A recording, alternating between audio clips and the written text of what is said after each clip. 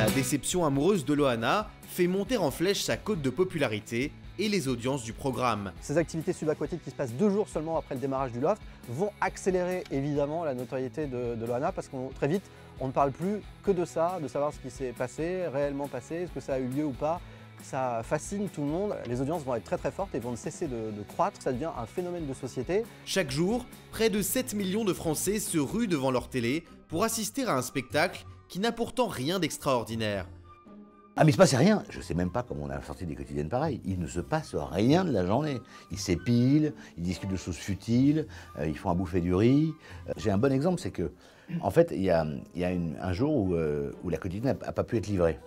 Et donc on n'a pas pu livrer de quotidienne, donc on est passé dans ce qu'on appelle nous le flux, c'est-à-dire en fait l'image en direct.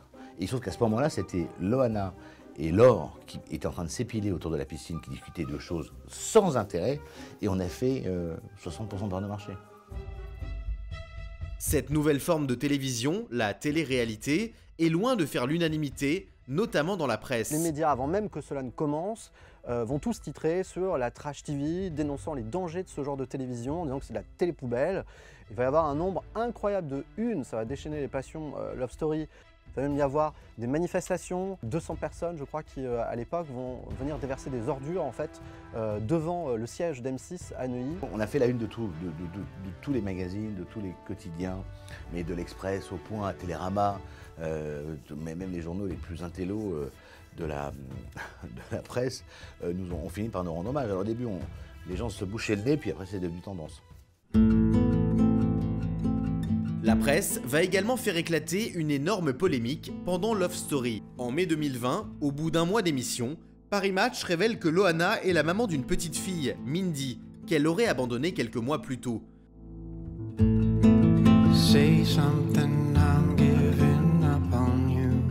C'était pas un enfant désiré, c'était un enfant accidentel. Je me suis aperçue que j'étais enceinte à l'âge de 4 mois et demi. Je voulais avorter, puis en fait quand j'ai vu l'échographie avec ses petites mains et ses petits pieds, tout ça, je me suis dit que c'était impossible d'abandonner ce petit être dans mon ventre. J'ai cru comme toute femme enceinte qu'il y a des hormones en folie, que tout allait s'arranger, mais c'est pas vrai. Quand ma petite est née, que je l'avais sur mon ventre, je me suis dit qu'il lui fallait un avenir plus serein que ce que j'aurais pu lui apporter. Et c'est pour ça que je l'ai placé au début à l'adoption. Et comme j'ai dit, j'ai entendu ses cris et ses pleurs pendant 2 mois. Et on a 2 mois pour se rétracter. Et au bout de 2 mois, je suis allée voir la juge et je lui ai dit je veux pas. Et donc du coup, je l'ai enlevé de l'adoption et je l'ai mis plutôt à la pouponnière, comme on dit. Ça voulait dire qu'il n'y avait plus personne d'autre qui pouvait l'adopter. Il n'y avait plus que moi qui pouvais la récupérer parce que je voulais pas qu'il y ait quelqu'un qui lui fasse du mal.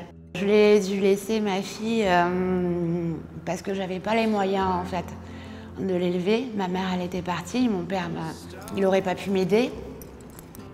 C'est le moment le plus horrible de ma vie, quand j'ai dû laisser ma fille à la DAS. J'ai entendu ses cris et ses pleurs pendant plus de 2 mois dans ma tête. Je crois que c'est c'est le truc le plus horrible. Quand on me l'a arraché des mains, elle pleurait. Et ces cris, ils m'ont monté pendant 2 mois, matin, midi, soir, tout le temps. Dès que je fermais les yeux, je l'entendais pleurer. Loana est dans le Love quand sort cette information sur l'existence d'une enfant jusqu'ici cachée, c'est la une de Paris Match. Très vite, la production va prévenir Loana de ce qui est en train de se passer, va lui laisser le choix d'ailleurs de sortir du jeu pour affronter évidemment tout ce qui va suivre, tout le climat qui naît de l'apparition de cette information qui va enflammer toute la presse people, puisque la production n'était pas au courant. Loana c'était bien gardé, on imagine, de le dire à la production, mais elle va refuser en fait de sortir Loana à l'époque du Loft pour se protéger, à l'inverse. On aurait pu se dire qu'elle aurait souhaité sortir pour affronter les critiques, pour s'expliquer, non. Elle va souhaiter rester dans le Loft, qui est devenu quelque part, pour elle comme pour les autres, une sorte de cocon. Il ne faut pas oublier qu'ils sont coupés du monde, coupés aussi donc des critiques.